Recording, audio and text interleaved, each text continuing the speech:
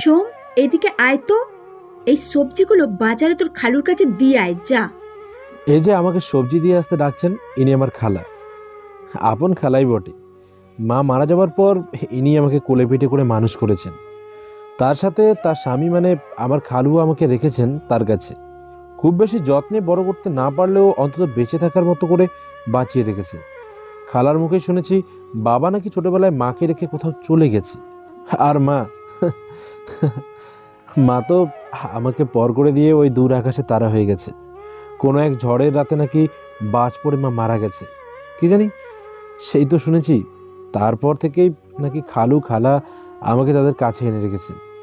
বোঝার বয়স থেকে মার আদর পায়নি, তবে এতটুকু বুঝেছি যার আদর পেয়েছি তিনি মায়ের মতো নন।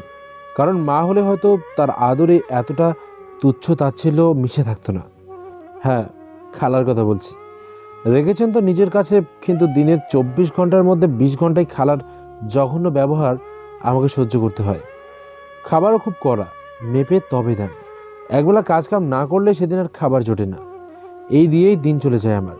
খালু অবশ্য খালার চেয়ে কিছুটা ভালো, মাঝে মাঝে আমার যত্ন নিতে চান, তবে খালার চোখের দিকে তাকিয়ে তিনিও চুপসে যান। খালার একটা মেয়ে আছে, তৃষা, আমার চেয়ে 2 বছরের ছোট, কিন্তু তার কথার ভাব এমন যেন সে আমার চেয়েও বড়। তৃষা সমবয়সী হওয়ায় প্রায় সময় আমাদের ঝগড়া লেগে যায়। তখন সে গাল ফুলিয়ে খালার কাছে গিয়ে কান্না করলে আমার গায়ে কঘা বসিয়ে তবে শান্তি হয়। এগুলো আগে কষ্ট দিলেও এখন আমার সয়ে গেছে। খালু মাঝে মাঝে টুকটাক সবজিও বেচে। খালার আদেশ শুনে অনিচ্ছা সত্ত্বেও সবজির টুকরিটা মাথায় নিলাম। অনিচ্ছা এই কারণে বলছি, আজ কোনো এক কারণে শরীরটা বিশেষ ভালো লাগছে না, মনটাও কেমন কেমন করছে। ইচ্ছে হচ্ছে দুদণ্ড বিশ্রাম নেই, কিন্তু সম্ভব না, সে জানি। টুকরিটা উঠিয়ে মাথায় নিতেই কোথা থেকে তৃষা দৌড়ে এলো। তারপর খানিকটা দুলে বলল, সোমদা, ও সোমদা। আমি খানিকটা বিরক্তি দেখিয়ে বললাম, বল, কি বলবি, তাড়াতাড়ি বল, কাজ আছে। আজ আমার স্কুলে অ্যাসাইনমেন্ট দিয়েছে, কালকের ভেতর সেই সব জমা দিতে হবে। কিন্তু অত তো আমি পারবো না দাদা, তুমি একটু আমায় করে দাও না অ্যাসাইনমেন্টগুলো। তৃষা আমার চেয়ে 2 ক্লাস নিচে পড়ে, কিন্তু তার লেখা প্র্যাকটিক্যাল যাবতীয় যা আছে সবই আমায় করতে হয়। ব্যাপারটা এমন, পড়া তৃষার, মাথা ব্যথা আমার। আমিও করে দিই, পড়াতে বা পড়তে আমার খারাপ লাগে না, তবে মাঝে মাঝে এই জিনিসগুলো অনেক করে জোরপূর্বক আমার ঘাড়ে চাপিয়ে দেওয়া হয়, বিশেষত খালার কারণে। তৃষা সবসময় খানিকটা ইতস্তত করে, তবে তৃষা অলস প্রকৃতির হওয়ার কারণে অনেকটা মনের ইচ্ছার বিরুদ্ধেই আমাকে এসব করতে দিতে হয়। অলস না হলে হয়তো সে আমার উপর অতটা চাপতো না। তৃষা যখন আমাকে অনুনয় করছিল তা শুনে পাশ থেকে খালা বাজখাই কণ্ঠে বলে উঠল, সে কি রে, তুই এত পায়ে পড়ছিস কেন? যা লাগবে বল, সোম সব করে দেবে। আর করবে না কেন হে? আমাদের ঘাড়ে বসেছে আপা মারা যাওয়ার পর। এই যে খাচ্ছে ঘুমাচ্ছে, বিনা পয়সা সে সব দেবো? এত না। খালার কথা শুনে আমি দীর্ঘশ্বাস ফেললাম। তারপর তৃষার দিকে তাকিয়ে বললাম, দিব রে ভাই, এই যে খালুকে টুকরিটা দিয়ে আসি, তারপরে তোর এগুলো করে দেব, চলবে? আমার কথা শুনে তৃষা মাথা নাড়ায়।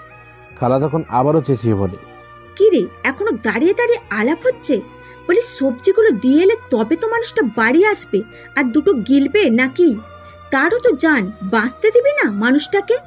যা তাড়াতাড়ি করে দিয়ে আয়, যা। সে সকালে কটা খেয়ে বেরিয়েছে। এমন সময় খালার ছোট মেয়ে তিথি এসে পড়ল, মা, সোমদাও তো এরকমই না খেয়ে সেই সকালে সবজি বেচতে যায়, আর কত রাত করে আসে। কই একদিনও তো তার জন্য তুমি খাবার পাঠানোর কথা বলো না? তার কি ক্ষুধা লাগে না? তিথির সাহস আছে বটে, এ মেয়েটা সবসময় এমন সত্যি কথাগুলোই বলে ফেলে, যদিও খালার ধমকে ফের চুপ হয়ে যায়। সোম টুকরিটা নিয়ে তখনও দাঁড়িয়ে আছে। খালা রেগে উঠে পড়ল, তিথি, তোর বড্ড বার বেড়েছে। ককা দিলে মুখের বকবকানি কমবে। আর সোম, তোকে কি বললাম হে? যাবি নাকি ভ্যাবলাকান্তর মতো এখানে দাঁড়িয়ে থাকবি? খালা আরও কিছু বলে চেঁচাচ্ছিল, তিথিকেই বকছে হয়তো, সাথে আমাকেও। আমি আর সেখানে দাঁড়ালাম না, চুপ করে চলে এলাম।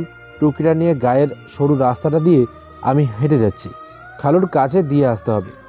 এমন সময় রফিক চাচার সাথে দেখা হলো। আমাকে যেতে দেখে মুখে একটু হাসি ফুটিয়ে বলল, সোম, কই যাচ্ছ? হাঁটে নাকি গো? আমি মাথা নেড়ে বললাম, হ্যাঁ, খালুকে সবজি দিয়ে আসতে যাচ্ছি। সোম শোনো, আজ আমাদের পাড়ায় ক্রিকেট খেলা হবে, এসো কিন্তু, আমার দলের হয়ে খেলবে। জিতলে কিন্তু ভালো টাকা পাবে। এবার কিন্তু সরাসরি আমাদের লিগের নেতা আর জেলা প্রশাসকের খেলা দেখতে আসবে। হ্যাঁ, এই বলে রফিক চাচা চলে গেল। আমি ক্রিকেট ভালোবাসি, ভালোবাসা বললেও ভুল হবে, এটা আমার নেশা।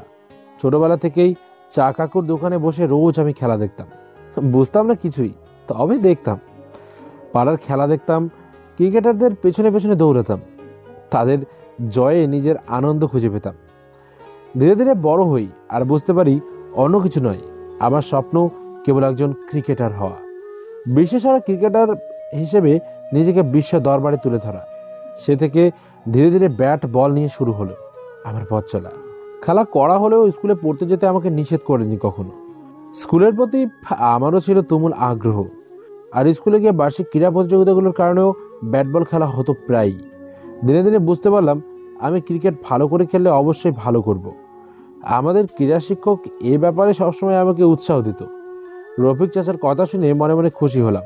তবে একটা সুযোগ হচ্ছে, এরকম পাড়ায় পাড়ায় খেলেও আমি সুযোগ পেতে পারি, হাতছাড়া করা যাবে না। তাড়াতাড়ি বাজারের দিকে যেতে লাগলাম। বাজারে গিয়ে দেখি খালু দোকানে নেই। আমি আশেপাশে খুঁজলাম। এ সময় মিনুর মার সাথে দেখা। মিনুর মা খালার যা হয় সম্পর্কে। এই মহিলা উপরে কঠিন হলেও তার ভেতরটা নরম। স্বামী মারা যাওয়ায় ছেলে সন্তানদের ভরণ পোষণ করতে নিজেই নেমে গেছেন সংসারের হাল ধরতে। এই হাটেই প্রতিদিন সবজি বেচেন। অনেকেই তাকে নিয়ে মজা নেয়, কিন্তু তিনি কখনো সেসব গায়ে তোলেন না। আমাকেও বেশ আদর করেন। আমাকে দোকানের কাছে দেখে উনি উঠে এলেন। আইসোস বাজান, হ্যাঁ কাকি, তোমার বেচা আর কতক্ষণ লাগবে? আজকে অনেক বেচা হয়েছে রে বাপ, আর আধ ঘন্টা হইলে সব শেষ হইয়া যাইব। খাইছস কিছু? আমি হালকা মাথা নেড়ে জবাব দিলাম, হ্যাঁ। তারপর আবার জিজ্ঞেস করলাম, কাকি খালুটা দেখছেন? দোকান রাইখা কই গেল? তা তো জানি না রে বাপ।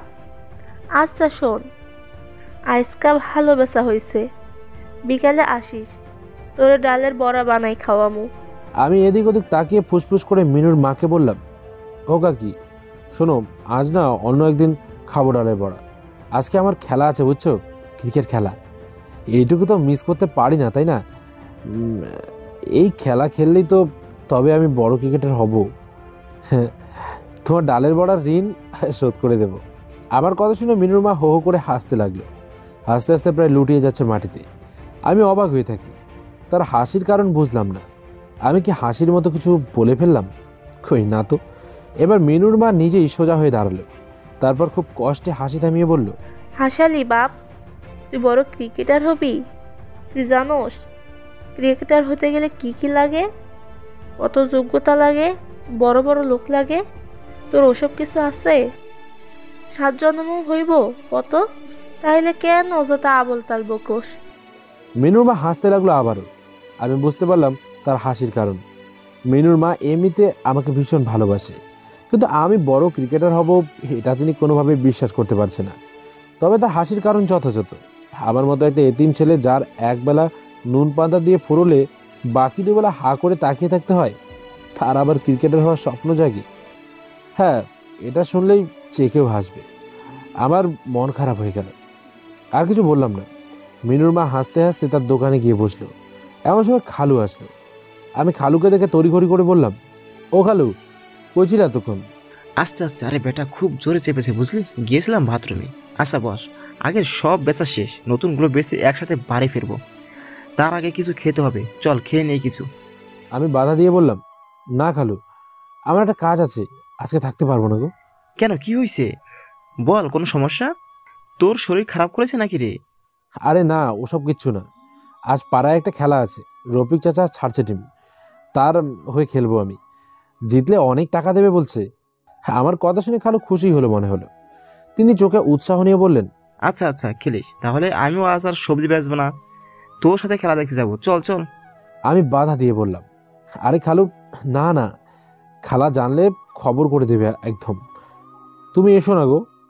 আমি আর কিছু বলার আগেই খালু অনেকটা ধাক্কা দিয়ে আমাকে বাড়ির দিকে নিয়ে গেল। আমি অনিচ্ছা সত্ত্বে খালুর পেছন পেছন যাচ্ছি, আর ভাবছি খালা জানলে আজ আমায় জানে মেরে দেবে। খালু আর আমি হাঁটছি। খালু আর যতজনকে দেখছে ততজনকে চিৎকার করে বলছে, আজ আমার বেটা খেলবে গো, সবাই দেখতে এসো কিন্তু। খালুর এমন কাণ্ড দেখে আমার হাসি এলো বটে। তবে আবার খালার অগ্নি মুখখানা চিন্তা করতেই তা মিলিয়ে গেল। আমরা বাড়ি পৌঁছালাম। আমাদের দেখে খালা দৌড়ে এলো, তারপর যারও কণ্ঠে বলল, কি হলো? কি এটা? তোমরা আজ কোনো সবজি না বেচে সোজা বাড়ি চলে এলে কেন হে? আমায় হাটে পাঠানো ধান্দা নাকি? এত কষ্ট করে বিল থেকে কেটে এনে বাড়িতে রাখি, গোছাই, আর এখন আমাকে হাটে গিয়ে বেচতে হবে? এই দিন দেখো বাকি ছিল। দুটো জোয়ান বেটা মানুষ থাকতে আমায় এখন হাটে নামতে হবে? ছ্যা ছ্যা ছ্যা। খালা একদমে কথাগুলো বলে গেলেন। কথা শেষ হলে কিছুটা দম নিলেন। তৃষা আর তিথি তাকিয়ে আছে সেদিকে। আবার কিছু বলতে যাবেন, ঠিক এমন সময় সোমের খালু খালাকে ধমকে ওঠে।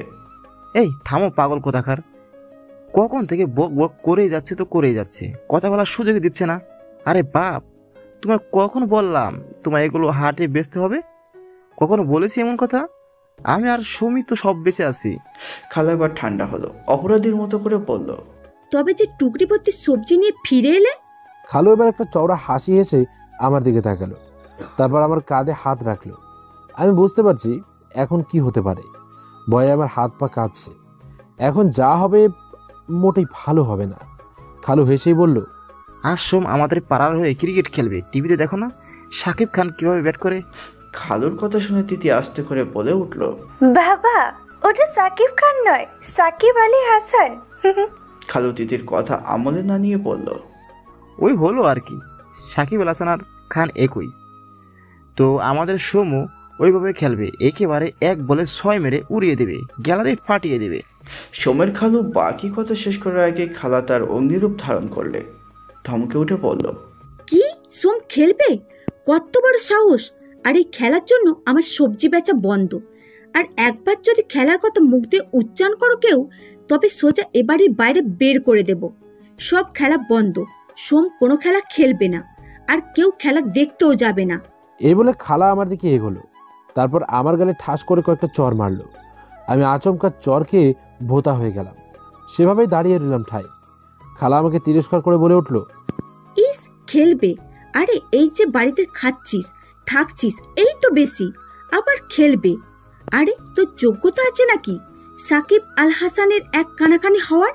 যা খেতে যা, গিয়ে সবজি ওটা যা।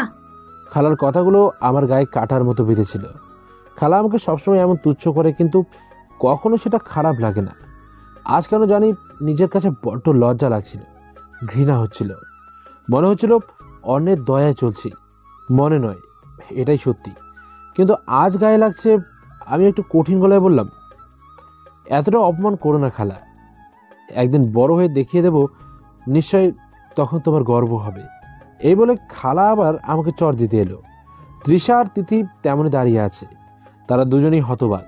খালু দৌড়ে এসে খালাকে ধরল, তারপর খালার গালে একটা চর মেরে বলল, বিনু, কি করছো কি? হ্যাঁ, আমাদের না হয় পর হয়, তোমার তো আপন বোনের ছেলে, কি করে অত পাষাণ হতে পারো? আর ছেলেটা একটু খেলতেই তো চাইছে, এই বয়সে তো খেলবে। কবে খেলবে? আমার মতো বুড়ো হলে? তুমি জানো না আমার ক্রিকেটার হওয়ার কত স্বপ্ন ছিল, কিন্তু বাবা আমাকে খেলতে দিত না। আজ আমি আমার সাথে বন্ধু আজমকে দেখে আফসোস করি, সে আজ বিশ্বের সেরা ক্রিকেটার। আমার সাথে যা হয়েছে সোমের সাথে, আমি তো তা হতে দেব না। তুমি যা খুশি করো, আমি জানি তুমি এটাকে প্রশ্রয় বলবে, হয়তো আমার সাথে তোমার মনোমালিন্য হবে। তা হোক, সোমের বেলায় আমি তা হতে দেব না। খালা আর কিছু বলল না, চুপচাপ চলে যায়। খালু কখনো খালার সাথে উচ্চস্বরে কথা বলেনি, অন্তত আমার বোঝার বয়সে আমি কখনো দেখিনি। আজ সেই খালু আমার জন্য খালার সাথে কঠিন গলায় কথা বলল। আমরা সকলে বুঝতে পারলাম খালা এজন্য মনে কষ্ট পেয়েছে। খালা চলে যাওয়ার পর আমি খালুকে বললাম, এটা কি করলে খালু? শুধু শুধু আমার জন্য খালার সাথে তুমি রাগারাগি করলে, কেন করলে? খালু বিষয়টা উড়িয়ে দেওয়ার মতো করে হেসে বললেন, আরে ধুর, তোর খালা আবার ঠিক হয়ে যাবে, অত অমনি এই রাগে এই সাজে আর নতুন কি? যা হাত মুখ ধুয়ে আয়, খাবি চল, তারপর দুজনে খেলার মাঠে যাব। এ বলে খালু চলে যায়। খালুর পেছন পেছন তিথিও যায়। তৃষা আমার দিকে তাকিয়ে থাকে, তারপর কাছে এসে কঠিন গলায় বলল, সোমদা, মায়ের এই অপমান আজ তোমার জন্য হলো। কাজটা তুমি ঠিক করলে না। মায়ের মনে কষ্ট দিয়ে তুমি কোনোদিনও জিততে পারবে না, বলে দিলাম। এ বলে তৃষাও চলে গেল। আমার নিজের কাছে বেশ খারাপ লাগতে শুরু করলো। আমি বুঝতে পারিনি সামান্য খেলার জন্য বিষয়টা এত দূর গড়াবে। পরিস্থিতি অস্বাভাবিক দেখে আমার নিজেরই খেলতে ইচ্ছে করছিল না আর। খালু বারবার ডাকতে লাগলো। খালুর ডাক শুনে খেতে বসলাম। তিথি, তৃষা, খালু সবাই এসেছে খেতে, কেবল খালা আসেনি। তিথি ভাত বেড়ে দিচ্ছে। আমি গিয়ে খালাকে আস্তে করে খাওয়ার জন্য ডাকলাম, কিন্তু খালা আমাকে ঝটকা দিয়ে ফেলে বলল, মুখ পোড়া, তোর লজ্জা থাকলে আমায় খালা বলে ডাকবি না। তোর জন্য আমার সংসারে যত অশান্তি। মুখপুরিটা তো মরেছে ঠিকই, আমাদের ঘাড়ে রেখে গেছে তোর মতো একটা অপদার্থকে। তোর বোঝা টানতে টানতে এখন আমি বিরক্তি। যা সামনে থেকে সর, না হয় আরো দুঘাপ বসিয়ে দেব। জীবনটা তেজপাতা করে দিলি তুই আমার। খালার কথা শুনে আমার ভেতরটা কষ্টে জ্বলতে লাগলো। বারবার খালার বলা কথাগুলো কানে বাজতে লাগলো।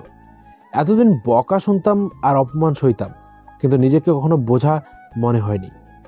আজ এ কথা শুনে আমার গলা দিয়ে আর ভাত গেল না। আমি চুপচাপ উঠে চলে এলাম। আমাকে চলে যেতে দেখে তিথি বলল, ভাইয়া কই যাও, খাবে না? না রে, খা। তিথি তখন খাবার ছেড়ে আমার পেছন পেছন এলো। তারপর আমার হাত ধরে বলল, চলো খাবে। আমি জানি তুমি মায়ের কথায় কষ্ট পেয়েছো, কিন্তু ভাঙলে তো চলবে না, খেতে হবে। খেলে শক্তি হবে, তবে না খেলবে। ওপাশ থেকে খালুও খাবার জন্য ডাকতে লাগলো। তৃষা কিছু বলছে না, কেবল চুপচাপ নিজের মতো করে খেয়ে নিচ্ছে। ওদিকে খালা আমাকে বকে যাচ্ছে। খালু আর তিথির অনুরোধে গিয়ে খেতে বসলাম, কারণ এ দুটো মানুষ আমাকে ভীষণ ভালোবাসে। অন্তত তাদের অনুরোধ রক্ষা করার জন্য হলেও আমার খেতে হবে। খাওয়া শেষ করে আমি আমার রুমে এসে শুয়ে পড়লাম। এটাকে ঠিক রুম বলা যায় কিনা জানি না। ঘরটার এক পাশে খালার পালা ছাগল ও এক পাশে মুরগির খোয়ার রয়েছে, আর এক পাশে চটের বস্তা বিছিয়ে খানিকটা জায়গা আমাকে করে দেওয়া হয়েছে। রাতে যখন শুতে আসি তখন একটা ভীষণ ভোটকা গন্ধ, সোজা আমার ঘুম চলে যায়। পশু পাখিরা মলমূত্রের আবর্জনায় তার গন্ধ, কিন্তু কিছু করার নেই। এটুকু জায়গা যে খালা আমাকে এতদিন ধরে দিয়ে এসেছে এবং এখনও দিচ্ছে, এই ঢের। আমি আমার রুমে এসে একটু গা এলিয়ে দিলাম। তারপর বাবা মার কথা চিন্তা করলাম। আজ বাবা মায়ের প্রতি খুব রাগ হচ্ছে আমার। যদি তারা দুজনে কিংবা দুজনের একজন আমার সাথে থাকতো, তবে তাদের কি এমন ক্ষতি হতো? এই যে দিনরাত নিজেকে এতিম অসহায় লাগে, তারা কি বোঝে না কেন তারা নিষ্ঠুরের মতো আমায় ছেড়ে চলে গেল? শুয়ে শুয়ে এসব ভাবতে ভাবতে কখন চোখ লেগে গেছে জানি না। হঠাৎ খালুর ডাকে জাগ না পেলাম। খালু চুপি চুপি ডাকছে, এই শোন, ওঠ। কিরে, যাবি না? আরে বেটা, দূর, কি ঘুমাচ্ছে সেই বেলা? বেটা ওঠ। খালুর কথা শুনে আমি ধরপড়িয়ে উঠে বসলাম। চোখ কষলে ভাবলাম, তাই তো, যে খেলার জন্য এত কিছু হলো, সে খেলা তো বন্ধ রাখা যাবে না। আর কতজনে আমায় কত আঘাত দেবে, কত কথা বলবে, তাই জন্য কি আমি আমার ভবিষ্যৎ চিন্তা করব না? আমার তো একদিন একটা সংসার হবে, তৃষার মতো লাল টুকটুকে একটা বউ হবে। ও, আপনাদের একটা কথা বলে রাখা ভালো, তৃষাকে মনে মনে আমি কোনো এক কারণে বেশ পছন্দ করি, কিন্তু কখনোই তাকে বুঝতে দেয়নি। তৃষা এমনিতে চুপচাপ স্বভাবের মেয়ে, কিন্তু রাগ তার নাকের ডগায় থাকে সবসময়। এদিক থেকে তৃষাকে কিছুটা ভয় পাই আমি বটে। খালুকে বললাম, খালু যাবো সেটা বড় কথা না, এই এক খেলা নিয়ে কত কিছু হলো। এখন যদি খালা জানে যে আমি আবার খেলতে যাচ্ছি, তবে কিয়ামত হওয়ার যতটুকু অবশিষ্ট ছিল সেটুকু শুরু হয়ে যাবে। আর তাছাড়া খালাও মনে মনে কষ্ট পাবে। এমনিতেই খালা ভীষণ কষ্ট পেয়েছে। আমার কথা শুনে খালু যেন পাত্তাই দিল না, এমন ভাব করে বলল, আরে বেটা চল, আর কোনো কথা বলবি না, চল, খেলা দেরি হয়ে যাবে কিন্তু। এমন সময় তিথি দৌড়ে এলো, আমাকে বলল, বেস্ট অফ লাক ভাইয়া, তুমি অবশ্যই জিতবে, যাও। আমি যাওয়ার জন্য তৈরি হচ্ছি। খালাকে উকি দিয়ে দেখলাম খালা ঘুমাচ্ছে। তৃষা পাশের রুম থেকে আমার দিকে তাকিয়ে আছে কড়া দৃষ্টিতে। ওর সে দৃষ্টি বলছে যে আমি যা করছি সেটা ভালো করছি না, তবে তৃষা চাপা স্বভাবের হওয়ায় সেটা মুখ ফুটে বলতে পারছে না। আমি আর তাকালাম না। আজ যদি তৃষার ওই দৃষ্টির কারণে চুপসে যাই, তবে বাকি জনম ওই চোখ আমার হবে না। তৃষাকে আমি পাবো না। যদি আমার স্বপ্ন পূরণ হয়, তবে তৃষা আমার কাছে আসবে। আমি যদি জীবনে বড়ই না হলাম, তবে একটা চালচুলোহীন ছেলের জন্য তৃষা কেন আসবে? আমি আর দাঁড়ালাম না। আমি চলে গেলাম আমাদের পাড়ার খেলার মাঠে। আমাদের পাড়াতে এই খেলার মাঠটা বিশাল বড়। প্রতি বছর এই খেলার মাঠে খেলা হয়, আমিও এখানে এসে খেলি, তবে এই প্রথমবারের মতো প্রতিযোগিতার জন্য খেলবো। আমার ভাবতেই কেমন আনন্দ লাগছে। আমাকে দেখে রফিক চাচা এগিয়ে এলেন, সাথে খালুকে দেখে হাসি মুখে বললেন, আরে রহিম মিয়া যে, তুমি চলে এসেছো, যাক ভালোই হলো। তোমাকে দেখলে সোম উৎসাহ পাবে। আর এবার জিততে পারলে প্রতি ক্রিকেটারকে 1000 টাকা করে পুরস্কার প্রদান করা হবে। আর একবার যদি জেলা প্রশাসকের নজরে পড়ে যায় তবে তো বাজি মার। আমাদের জেলা প্রশাসক ভালো ক্রিকেট পাগলা, যদি বুঝতে পারে ট্যালেন্ট আছে তবে জাতীয় দলে অংশ নেওয়ার সুযোগ করে দেবে। তাই বলি একটু ভালো মতো খেলো সোম, যেন ওনার নজরে আসে। আর তুমি ভালো করলে আমাদেরও গর্ব হবে, এলাকার ছেলে না। রফিক চাচার কথা শুনে আমার মন খুশিতে ভরে গেল। তবে তো ভালোভাবে খেলতে হবে খুব। খালু তখন বললেন, পারবে পারবে, সোম পারবে। রফিক ভাই দোয়া রাখেন, আমার সোম নিশ্চিত পারবে। একথা বলে খালু আমার মাথা মুছিয়ে দিয়ে মাঠের বাইরে গিয়ে বসলেন। তাকিয়ে দেখলাম প্রতিপক্ষ দল হিসেবে যারা আছে তাদের মধ্যে অনেকেই আমার চেনা। ওরা পাশের পাড়ার, তবে তৃষাকে বিরক্ত করতো বলে ওদের সাথে আমার বেশ করে মারপিট হয়েছে। দেখলাম ওরা সবাই আমার দিকে কেমন করে তাকিয়ে আছে, মনে হচ্ছে পারলে আমাকে এখনই গিলে খেয়ে ফেলে। আমি তাকালাম না, নিজের মতো করে জার্সি, গ্লাভস, বুট পরতে লাগলাম। আমাদের খেলা শুরু হওয়ার আগে টস হলো। টসে ওদের ব্যাটিং আসলো। খেলা শুরু হলো। ওদের দলের বেশ কিছু খেলোয়াড় দারুণ খেলে। অল্প কিছু সময়ে তারা 125 রান করে ফেলে। অথচ অবাক করা বিষয় হচ্ছে তারা একজনও এখনো আউট হয়নি। ফাঁকে ফাঁকে রফিক চাচা এসে কেবল আমাকে বোঝাতে লাগলেন যে করেই হোক জিততে হবে। 145 রান করার পর ওভার শেষ হয়ে যায়। এরপর আসে আমাদের পালা। আমি নতুন হিসাবে আমাকে সবার শেষে রাখা হয়। প্রথমে কয়েকজন খেলে, কিন্তু তারা ততটা ভালো খেলছে না। একে একে বেশ কয়েকজন আউট হয়ে যায়। অথচ তখনও আমাদের রান মাত্র টেনে টেনে 100 হলো। আরও 45 রান, হাতে আছে অল্প কিছু বল। সবাই চিন্তা করছে। এবার আমাকে মাঠে নামতে বলা হলো। মনের ভেতর ভয় পুষে আমি মাঠের দিকে যাচ্ছি। আমি ভাবছি এই একটা সুযোগ আমাকে অনেক দূর নিয়ে যেতে পারে। আমাকে ক্রিকেটার হতে হবে, খেলার গর্বের কারণ হতে হবে, খালুর মুখে হাসি ফোটাতে হবে, তৃষাকে পেতে হবে। আমি গিয়ে ব্যাটিং করা শুরু করলাম। একে একে 4-6 মারতে লাগলাম। মাঠের সবাই অবাক হয়ে তাকিয়ে আছে। আমি নিজেই অবাক হয়ে যাচ্ছি, এতটা ভালো আমি কি করে খেলছি। এদিকে সবাই আমার নাম ধরে চেঁচাচ্ছে। এদিকে আর 1 বল আছে, অথচ আরও 4 রান লাগে। আমার মাথায় তখন একটাই কথা ঘুরছে, আমাকে যে করে হোক ম্যাচটা জিততে হবে। আমি চোখ বুঝলাম। সকলের করা অপমান, অপদস্থের কথা আমার মাথায় ঘুরতে লাগলো। আমার হাতের মুঠো শক্ত হয়ে এলো। আমি তীক্ষ্ণ দৃষ্টিতে বলের দিকে তাকিয়ে রইলাম। ব্যাট খুব শক্ত করে ধরলাম। অপর দলের বোলার খুব ক্ষিপ্র গতিতে দৌড়ে বল ছুড়ল। আমি চোখ বুজে বল বরাবর ব্যাট করলাম। মাঠের সবাই চিৎকার করে উঠল। আমি চোখ খুলে দেখলাম বল বাউন্ডারি পার করেছে। এর মানে 4 হয়েছে। রফিক চাচা আর খালু এসে আমাকে দৌড়ে জাপটে ধরলো। দলের বাকিরা আমাকে নিয়ে নাচতে লাগলো। আমার চোখে তখন খুশিরা কেবল ঝিলিক মারছে। খালু বলল, দেখেছো রফিক মিয়া, কইছিলাম না আমার ছেলে জিতবো। দেখেছো জিতছে না। হে হে সোম, সোম নাম আমার ছেলে, একদম বাজিমাত করে ছাড়বে। খালুর মুখে নিজেকে ছেলে ডাকতে শুনে আমার চোখে জল এসে গেল। আমি খালুর দিকে তাকিয়ে রইলাম। খালু এবার আমার পিঠ চাপকে দিল। খালুর চোখে জল বইছে। খালু অন্যদিকে তাকিয়ে আস্ত করে তা মুছে নিল, কিন্তু আমার চোখে তা ঠিকই ধরা পড়ল। খালু আমাকে বলল, দেখি এবার তোর খালা আমাকে কি বলে। বলেছিল না তুই জিতবি না, কি কানোটাই না করেছিল। দেখি এবার তার মুখখানা কোথায় লোকায়। রফিক চাচা এগিয়ে এসে আমাকে বলল, বাহ, বেশ ভালো খেলেছো, আজকে একদম ফাটিয়ে দিয়েছো। আমারও বিশ্বাস ছিল তুমি দারুণ খেলবে। যাক, দেখো এবার প্রধান অতিথি জেলা প্রশাসক কি বলে। এবার পুরস্কার প্রদানের পালা। আমাদের দল জেতার কারণে একটি কাপও সবাইকে মেডেল দেওয়া হলো। এছাড়া প্রত্যেককে 1000 টাকা দেওয়া হলো। আমি সেরা খেলোয়াড় হওয়ায় আমাকে বাড়তি 5000 টাকা ও একাডেমিতে চান্স পাওয়ার জন্য বিশেষ সুযোগ দেওয়া হলো। জেলা প্রশাসক আমার মাথা মুছিয়ে বললেন, সোম, তুমি যখন মাঠে খেলেছিলে আমি খেয়াল করেছি মাঠে থাকা প্রত্যেকটি লোক, হোক সে তোমার শত্রু কিংবা বন্ধু, প্রত্যেককে তোমার মনোযোগ দিয়ে দেখছিল। আমি কেবল তাদের দেখছিলাম, তাদের চোখ বলছিল তুমি নিশ্চয় কোনো ধামাকা করবে। হয়েছেও তাই। সত্যি কয়েক বছরে কয়েক পাড়া ঘুরে আমি তোমার মতো খেলোয়াড় দেখিনি। রফিক মিয়ার কাছে আমি আরও আগেই জেনে নিয়েছি তুমি কত কষ্ট করে বড় হয়েছো। সবটা শুনেছি, শোনো, আমি চাই তুমি খুব বড় হও, তুমি জাতীয় দলে যাও।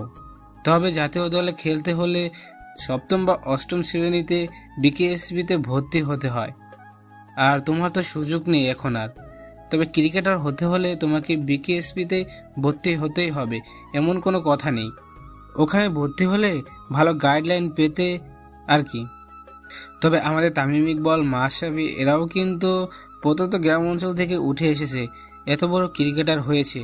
আপাতত তুমি ভালো কোনো ক্লাস এবং স্কুল ক্রিকেট খেলা শিখো, তারপর একাডেমি ক্রিকেট ম্যাচগুলো খেলো এবং জেলা ভিত্তিক খেলাগুলো খেলো, তারপর অটোমেটিক জাতীয় দলে ঢুকতে পারবে। আর জাতীয় দলে ঢুকে তোমার সেরাটা দিলে তোমাকে আর কে পায়। কথাগুলো একদমে বলে গেলেন তিনি। আমি মনোমুগ্ধ হয়ে শুনছিলাম কথাগুলো। মনে হলো নতুন করে অনুপ্রেরণা পাচ্ছি। কথাগুলো শুনে মনে হলো ইচ্ছে এবং চেষ্টা থাকলে আমি খুব সহজেই সব কিছু করতে পারবো। মাঠ থেকে ফিরে আমি আর খালু বাড়ি এলাম। আমাদের দেখেই খালা অগ্নিমুখ করে তেড়ে এলো। তিথি আর তৃষা খালার পেছনে দাঁড়িয়ে আছে। খালা রেগে তেড়ে এসে আমাকে বলল, হারামজাদা, তোর এত বড় সাহস! এত কিছুর বড় তুই খেলতে গেলি? খালার কিছু বলার আগে আমি খুব শক্ত করে খালাকে জড়িয়ে ধরলাম। তারপর বললাম, খালা, তোমার দোয়ায় আমি ম্যাচটা জিতে গেছি। আজ সারা পাড়া আমার নাম জপছে, সবাই দেখছে তোমার সোম কিভাবে বাজিমাত করেছে। এই বলে আমি টাকাটা বের করে খালার হাতে গুজে দিয়ে বললাম, এই নাও, এই টাকাটা তুমি রাখো। আমি এটা উপহার হিসেবে পেয়েছি। আমার মা থাকলে আজ এই টাকাটা আমি তাকেই দিতাম, কিন্তু আমার মা তো বেঁচে নেই, আর তুমি তো আমায় মায়ের মতো করে এত বড় করেছো, তাই এটার হক শুধু তোমার। নাও, এটা তোমার কাছে রাখো। আমার এমন আচরণে খালা হা হয়ে তাকিয়ে থাকে। তিনি হয়তো কখনো ভাবতেই পারেননি আমি তাকে টাকা দেব কিংবা খেলায় আদৌ জিতব। খালা কি বলবে নিজেও বুঝতে পারছে না। তৃষা আর তিথি একে অপরের মুখে চাওয়াচাই করছে। খালু আমার মাথা মুছে দিয়ে বলল, যে মহিলা সারাক্ষণ তোকে অপমান করে, তোকে দিয়ে গাধার মতো খাটায়, তোকে এক নালা খাবার ভালোভাবে খেতে দেয় না, সারাক্ষণ তোকে কষ্ট দেয়, আজ জীবনে প্রথম উপার্জনটা তাকে দিয়ে তুই প্রমাণ করে দিলি তুই কত বড় মনের মানুষ। এরকম বড় মনের মানুষেরা হাঁটতে হাঁটতে একদিন ঠিকই জিতে যায়। তুই একদিন অনেক বড় হবে রে সোম, অনেক বড়। তোর জন্য দোয়া রইল রে বাবা। সোমের খালুর কথা শুনে খালা তেলে বেগুনে জ্বলে উঠে টাকাটা মাটিতে ছুঁড়ে ফেলে দিয়ে বলল, হ্যাঁ, আমি খুব খারাপ। আমার দরকার নাই তোদের টাকা পয়সা, তোদের টাকা তোরাই নে। একথা বলে খালা হন হন করে বাড়ির ভেতরে চলে যায়। খালার পেছনেই তৃষাও চলে যায়। দিদি দৌড়ে এসে আমাকে জড়িয়ে ধরে হাসি মুখে বলে, বাহ, দারুণ তো। তুমি দেখো, অনেক ভালো করবে ভাইয়া, অনেক বড় হবে একদিন। আমি হাত মুখ ধুয়ে ঘরে ঢুকি। দেখি যে জায়গাটুকু আমার শোবার জন্য বরাদ্দ ছিল, সেখানে ও নতুন করে আরেকটা ছাগল রেখে দেওয়া হয়েছে। আমি বেশ বুঝতে পারি আমাকে শায়েস্তা করার জন্যই খালা এই কাজ করেছেন। সারাদিন খেলার পর এদিকে আমার ভীষণ ঘুম পায়, সাথে খিদা। আমি খিদার জ্বালায় দাঁড়াতে পারি না। উকি দিয়ে দেখি খালা বাইরে কাজ করছে, তৃষা তার রুমে শুয়ে আছে। আমি দৌড়ে খাবার ঘরে যাই। খিদেই আমার নাড়ি বুড়ি দলা পাকিয়ে যাচ্ছে। কোনোদিনও না খেয়ে থাকলেও খালার খাবার পাতিল উল্টে দেখিনি, তবে আজ কেন জানি আমি আর কোনো মতে সহ্য করতে পারছি না। আমি পাতিল উল্টে হাত ঢুকে দেখলাম, হাতটা ঢুকিয়ে আমার মুখটা মলিন হয়ে যায়। বুঝতে পারি খালা আমার জন্য আজও কোনো খাবার রাখেননি।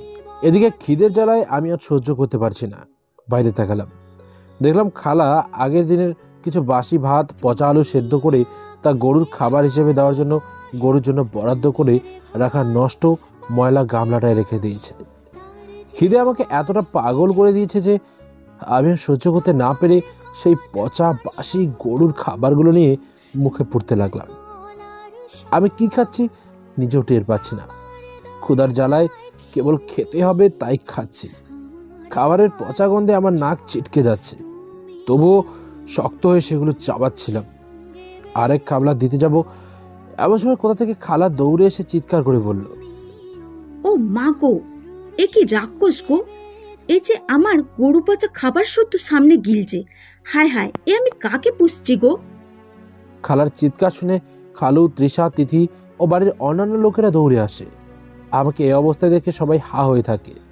খালু আমাকে টেনে কাছে নিয়ে বলল, সোম বাবা, তুই এ কি করছিস? তোর খিদা লেগেছে, তুই আমাকে কেন একবার বলিসনি? তুই এ বাসি পচা খাবার খাচ্ছিস, তাও গরুর! ছি! এই কথা বলে সোমের খালু কেঁদে দেয়। আমি বুঝতে পারি খালু কষ্ট পেয়েছে। খালা তখন বাজখাই কণ্ঠে আবারও বলে উঠল, কেন রে, তুই না অনেক টাকা পেয়েছিস? সে টাকায় বসে বসে গিলতেই তো পারিস। শেষমেশ আমার বোবা প্রাণীটা খাওয়া ছাড় দিলি না। খালার এমন আচরণ দেখে সময় খালু রেগে যায়। তিনি খালাকে ধমকাতে থাকেন। তিথি আর তিশা খালুকে থামাতে যায়, কিন্তু খালু কারো কথাই শোনেন না। তিনি হঠাৎ খুব রেগে যান আর বলেন, কি পেয়েছোটা কি তুমি? হ্যাঁ, ইচ্ছা করে ওকে খেতে দেবে না? খিদে জ্বালায় পচা খাবার খাবে, তাতেও তোমার জ্বলছে। তুমি কি চাও ছেলেটা মারা যাক? খালুর কথা শুনে তিশাও বলে, হ্যাঁ মা, সোমদার মনে হয় খুব খিদে পেয়েছিল। আহারে, কিভাবে পচা বাসিগুলো খাচ্ছিল, তাও ময়লা গামলা থেকে। আমরা কোনোদিনও খেতাম না। কেন বলো তো? কারণ আমাদের ঘৃণা লাগতো। কিন্তু সোমদা কত খিদে লেগেছে বলে এসব খাচ্ছে, বোঝো। আমি তৃষার দিকে চেয়ে থাকি। এ প্রথম তৃষা আমার জন্য কোনো কিছু বলেছে। ব্যাপারটা আমাকে বেশ আনন্দ দেয়। আমার মনে হয় এমন কষ্টে যদি তৃষা আমার পাশে থাকে তবে তো রোজ রোজ কষ্ট পাওয়াই ভালো। তৃষার কথা শুনে খালা আর কিছু বলে না, গজগজ করে ভেতর ঘরে চলে যায়। খালা খাবার পর তৃষা তাড়াতাড়ি করে আটা বেলে আমাকে দুখানা রুটি দেয়, সাথে একটা ডিমও ভেজে দেয়। তৃষার হঠাৎ এমন আপ্যায়ন দেখে আমি অবাক হয়ে যাই। তারপর তিথি আর খালু এসে আমায় দেখে যায়। খালু বলে, বাবা, তোর খিদে লাগছে, তুই আমাদের বলবি না? আর কখন এমন কাজ করবি না, নে খা। আমি রুটি খাচ্ছিলাম আর চোখ দিয়ে অঝরে পানি পড়ছিল। তৃষা ওর আঁচল দিয়ে আমার পানি মুছিয়ে দেয়। খাওয়া শেষ করে আমি বাইরে যাই। খুব ঘুম পাচ্ছে। বাইরে একখানা মাচা আছে, বেশ আরাম করেই শোয়া যায়। এখানে শুলে হয়তো মাথার উপরে সরাসরি বিশাল আকাশটা দেখা যায়। আমি গিয়ে শুয়ে পড়ি। শুতে না শুতেই আমার চোখে ঘুম এসে পড়ে। ঘুমের মাঝে স্বপ্ন দেখি তৃষা আমার পেছনে পেছনে দৌড়চ্ছে আর আমি তার সামনে। তারপর সে আমায় হঠাৎ জাপটে ধরে আর বলে যে সে আমাকে ভালোবাসে, ভীষণ ভালোবাসে। এ কথা শুনে আমার ঘুম ভেঙে যায়। চোখ খুলে দেখি আমি বিছানায়। বুঝতে পারি পুরোটাই স্বপ্ন ছিল। রাতের আকাশের দিকে তাকিয়ে আমার পুরো রাত চলে যায়। সকালবেলা ঘুম থেকে উঠেই খালার চিৎকারে। খালা আমার গায়ে পানি ঢেলে দিয়ে বলে, ওরে নবাব পুত্তু রে, উঠবি নাকি এখনো শুয়ে থাকবি? ঘুমের মাঝে হঠাৎ গায়ে ঠান্ডা পানি পড়ায় আমি মা গো বলে চিৎকার করে উঠি। যখন দেখি খালা দাঁড়িয়ে আছে আর কিছু বলি না। খালা আবারও চেঁচিয়ে বলে, কিরে, কাজ করতে হবে না? বসে বসে খালি গিলবি নাকি? আমি খালার কথা শুনে চুপচাপ উঠে যাই। মুখ দিয়ে খালুর কাছে যাই। দেখি খালু ঘুমাচ্ছে। বাইরে বেরোই, সবজির টুকরি নিয়ে রাস্তা দিয়ে হাঁটতে থাকি। হঠাৎ তৃষাকে চোখে পড়ে। তৃষা আজ বেশ সুন্দর করে শাড়ি পরেছে, খোপায় ফুল লাগিয়েছে, কপালে লাল টিপ। তৃষাকে দেখে আমি মুগ্ধ নয়নে তাকিয়ে থাকি। আমাকে তাকিয়ে থাকতে দেখে তৃষা বলে ওঠে, কি হলো? অমন করে কি দেখছো? না, তোকে আজ অন্যরকম লাগছে তো তাই। তা তুই এভাবে সেজেগুজে কোথায় যাচ্ছিস? আমি যাচ্ছি একটু স্কুলে অনুষ্ঠানে। আমি নিজের মনের সাথে যুদ্ধ করতে লাগলাম। তৃষাকে কি মনের কথা বলবো নাকি বলবো না, অনেক ভেবে তৃষাকে বলে ফেললাম, তৃষা, তোকে আমি কিছু বলতে চাই। হ্যাঁ সোমদা, বলো কি বলবে, আমার দেরি হয়ে যাচ্ছে। আমি কিছুক্ষণ মুগ্ধ হয়ে তৃষাকে দেখি, তারপর বলি, তৃষা, আমি জানি না কথাটা তোকে কিভাবে বলা উচিত, কিভাবে বলবো, আর শুনলে তুই বা কি ভেবে নিবি, কিন্তু না বলেও আমি পারছি না। আমি তোকে ভীষণ ভালোবাসি রে তৃষা। সেই ছোটোবেলা থেকে যখন আমরা দুজনে একসাথে খেলতাম, মজা করতাম, তুই কম কথা বলতি, তবুও আমি তোর প্রেমে পড়ছি। আমি জানি তুইও হয়তো আমাকে ভালোবাসিস, কিন্তু মুখে বলতে পারছিস না। তুই আমার থেকে সবসময় দূরে দূরে থাকিস, কিন্তু গতকাল তোর যত্ন আমাকে বুঝিয়ে দিয়েছে তুই আমাকে কতটা ভালোবাসিস। আমি পুরো কথা শেষ করতে পারিনি, অমনি তৃষা আমার গায়ে চড় মারে। আমি পুরো অবাক হয়ে যাই। কাল যে মেয়েটা আমাকে এত যত্ন করে খাওয়াচ্ছিল সে কিনা চড় মারলো আমাকে। আমি অবাক হয়ে বলি, তৃষা, তুই তুই আমাকে চড় মারলি? চড় মেরেছি, বেশি কিছু করিনি। এটা তোমার সৌভাগ্য। তুমি কি করে ভাবলে বলো তো তোমার মতো একটা ছেলেকে আমি ভালোবাসবো? আরে তুমি তো এতিম, মা বাবা কেউ নেই। তোমাকে খুব বেশি হলে করুণা করা যায়, ভালোবাসা যায় না। মা সবসময় তোমার সাথে খারাপ ব্যবহার করে, সেটা ঠিক নয়। সেই জন্য হয়তো তোমার জন্য খারাপ লাগে। তোমার কাছে গিয়েছি কাল, তার মানে তুমি ধরে নিলে তোমার জন্য আমি কিছু ফিল করি? মানে সিরিয়াসলি এমন কেন তুমি?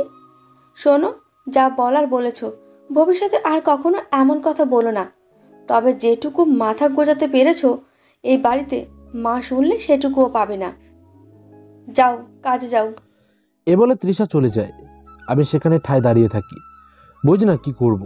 তৃষা কি বলে চলে গেল, অথচ আমি কত ভুল ধারণা মনে পুষছিলাম যে তৃষা আমায় ভালোবাসে, আর জানলাম সে নাকি আমায় করুণা করে।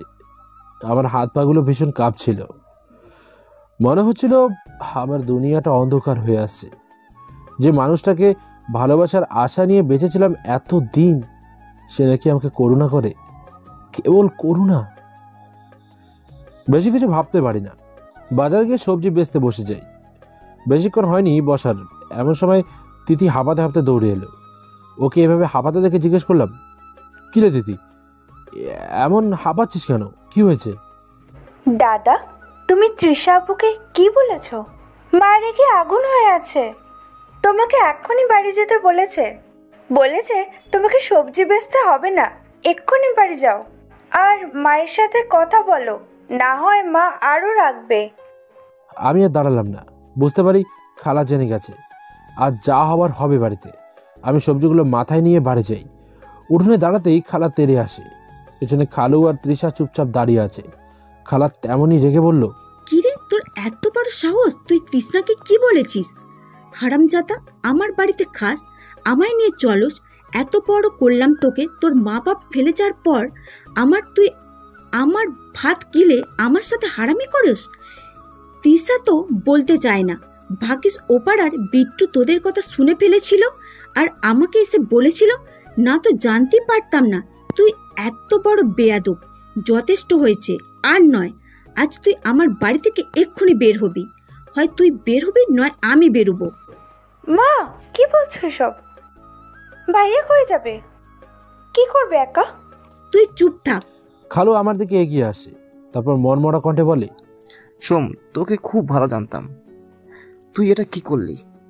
আজ তোর খালার মুখের ওপর আমারও কোনো কথা বলার হক রইল না। তুই যা করেছিস আর কিছু বলাও যায় না। আমি বুঝতে পারি খালুও ভীষণ কষ্ট পেয়েছে। আমি মনে মনে নিজেকে ধিক্কার দেই। ছি, আমি কি করলাম? যেভাবে চলছিল সেভাবেই চলতো, কেন আমি তৃষাকে মনের কথা বলতে গেলাম? তাহলে তো খালু এতটা কষ্ট পেত না। আমি খালার দিকে তাকিয়ে মাথা নিচু করে বললাম, খালা, অন্যায় আমি করেছি, তুমি কেন যাবে? তোমার বাড়ি, তুমি থাকবে, আমি চলে যাব।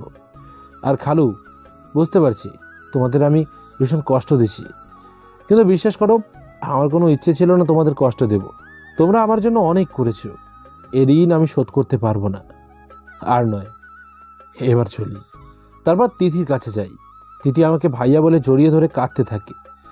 আমি ওর মাথা মুছে বলি, কাঁদিস না রে পাগলি, একদিন তো যেতেই হতো, কত আর তোদের ওপর বসে খাবো। তারপর তৃষার কাছে যাই। তৃষাকে গিয়ে বলি, তৃষা, আমি জানি তুমি আমায় অপছন্দ করো, হয়তো বা ঘৃণাও, কিন্তু সত্যি আমি তোমাকে ভালোবাসি, এটা চরম সত্যি। আজ তুমি আমাকে যেভাবে দূরে ঠেলে দিয়েছো, ঠিক একইভাবে একদিন আমাকে খুঁজবে, খুব খুঁজবে। তৃষা কিছু বলে না। আমি চুপচাপ বাড়ির বাইরে চলে আসি। খালু আমাকে একবারের জন্য ডাকিনি। কানে আসছে কেবল তিথির কান্না আর খালার বকবকানি। খালা বলছে, ভালো হয়েছে আপদটা বিদায় হলো, কতকাল এভাবে ঘাড়ের উপর বসিয়ে রাখবো? আমি আর শুনতে চাচ্ছি না। বড় বড় পা ফেলে চলে এলাম বাড়ি থেকে অনেক দূরে, কিন্তু কোথায় যাব, কি করব কিছু বুঝতে পারছি না। বাড়ি থেকে বলে তো এসেছি চলে যাব, কিন্তু যাব কই? আমার তো কোনো ঠিকানা নেই। হঠাৎ রফিক চাচার কথা মনে হলো। মানুষটা আমাকে মোটামুটি ভালোই যত্নআত্তি করে। আমি 7-5 না ভেবে রফিক চাচার কাছে গেলাম। রফিক চাচা আমাকে দেখে দৌড়ে এসে জড়িয়ে ধরল। আরে সমজে, কি খবর? এই ভর দুপুরে হঠাৎ কি মনে করে? সব ভালো তো? আমি কিছু বলতে পারি না, মনে হয় এখনই কেঁদে দেব। অনেক কষ্টে নিজেকে সামনে নিয়ে রফিক চাচাকে সব খুলে বললাম।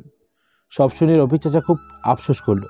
তারপর বলল, শোনো, বুঝলাম তারা তোমাকে রেখে বড় করেছে, কিন্তু এভাবে অবহেলা, কষ্টে বেকার জীবন আর কতদিন পার করবে?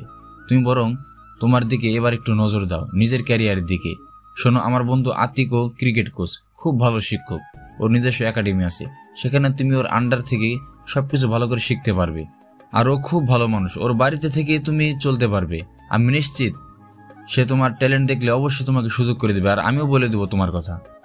রবি চাচা আমাকে একটা কাগজে আতিক আঙ্কেলের নাম্বার ও ঠিকানা লিখে দেয়। আমি ঠিকানা নিয়ে সেই ঠিকানায় চলে গেলাম। ঠিকানা অনুযায়ী সেখানে যাই, যেখানে লম্বা একটা দোতলা বাড়ি দেখতে পাই।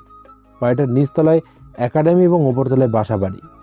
বোঝা যায় নিচতলায় তিনি নিজে একাডেমি খুলেছেন এবং ওপরতলাতে নিজেদের জন্য বাসা করেছেন। আমি ভেতরে ঢুকতে গেলে দারোয়ান আমাকে বাধা দেয়। এই ভাই, এই আপনি কে? এভাবে ঢুকছেন কেন? আপনি জানেন না এটা কার বাড়ি? আমি বুঝতে পারি দারোয়ানটার কথা ঠিক, কিন্তু তিনি অপরিচিত কাউকে কেন ঢুকতে দেবে? আমি ব্যাগ থেকে রফিক চাচার একটা চিঠি ও তার নাম্বারটা দারোয়ানকে দেখাই, কিন্তু দারোয়ানটি আমার আগা হতে গোড়া পর্যন্ত দেখে বলে, আরে তোমাকে দেখে তো বকাটের মতো লাগে, তোমাকে এখানে কেন ঢুকতে দেব? যাও এখান থেকে, যাও বলছি। আমার আশা ভেঙে যায়, কারণ এই শেষ একটা ভরসা ছিল আতিক সাহেব। কিন্তু দারোয়ান যদি ভেতরে ঢুকতে না দেয় তবে কিভাবে কি করব? আমি মন খারাপ করে চলে যেতে যাচ্ছিলাম, এমন সময় ভারী মোটা একটা কণ্ঠ শুনে থমকে যাই। কেউ একজন বলে, এই দারোয়ান, ছেলেটাকে কেন ঢুকতে দিচ্ছ না? এই ছেলে, আসো, ভিতরে আসো। আমি বুঝতে পারি ইনি আতিক সাহেব। আমি সালাম দিয়ে ভেতরে ঢুকি। ভেতরে ঢুকে আমি চমকে যাই। ভেতরে বিশাল বড় মাঠ, মানে তিনি ভেতরেই একাডেমি করে নিয়েছেন।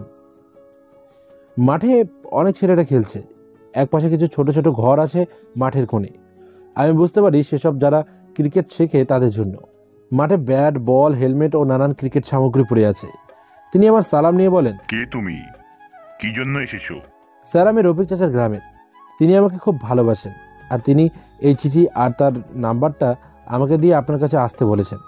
স্যার, আমি ক্রিকেটার হতে চাই, অনেক স্বপ্ন আমার, আমাকে একটা সুযোগ দেন প্লিজ। আতিক সাহেব আমাকে দেখতে থাকে, তারপর চিঠিতে লেখা রফিক চাচার নাম্বারটায় তিনি কল দেন। কল করে জেনে নেন আমার সম্পর্কে। তারপর তিনি আমার দিকে ঘুরে তাকিয়ে বলেন, তোমার নাম সোম, তাই না? বেশ, রফিক আমার খুব ভালো বন্ধু। ওর কথায় তোমাকে আমি রাখছি।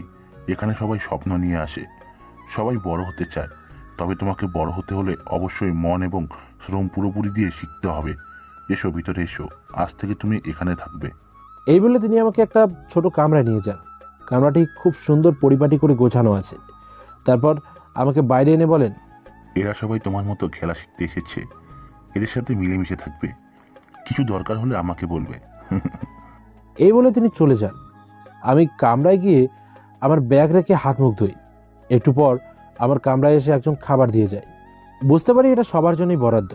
খাবার দিতে আসা ছেলেটা আমার দিকে তাকিয়ে বলে, ভাইয়া, স্যার পাঠাইছে, আপনার জন্য খেয়ে নিন, কিছু লাগলে আমার বললেন, আমি এখানে সবার দেখাশোনা করি, কেয়ারটেকার আর কি। ব্যাপারটা আমার খুব ভালো লাগে। আমি নরম কণ্ঠে ছেলেটাকে বলি, না ভাই, কিছু লাগবে না, তুমি যাও, আমার জন্য ব্যস্ত হয়েও না, আমি বিশেষ কেউ না, খুব সাধারণ একজন। এই যে আমার খাবার দিয়ে গেলে, আমার একটু খোঁজ নিলে, এটাই আমার কাছে অনেক অনেক বেশি। ধন্যবাদ ভাই। ছেলেটা আমার কথা শুনে আমার দিকে হা হয়ে থাকে। সে হয়তো আমার থেকে এমন কিছু আশা করেনি। সে কাঁদো কাঁদো হয়ে বলে, ভাইয়া, এখানে অনেকেই আছেন, কিন্তু এমন করে কেউ কোনোদিন আমাকে বলেনি। এই বলে ছেলেটা আমাকে জড়িয়ে ধরে। আমি হা হয়ে যাই।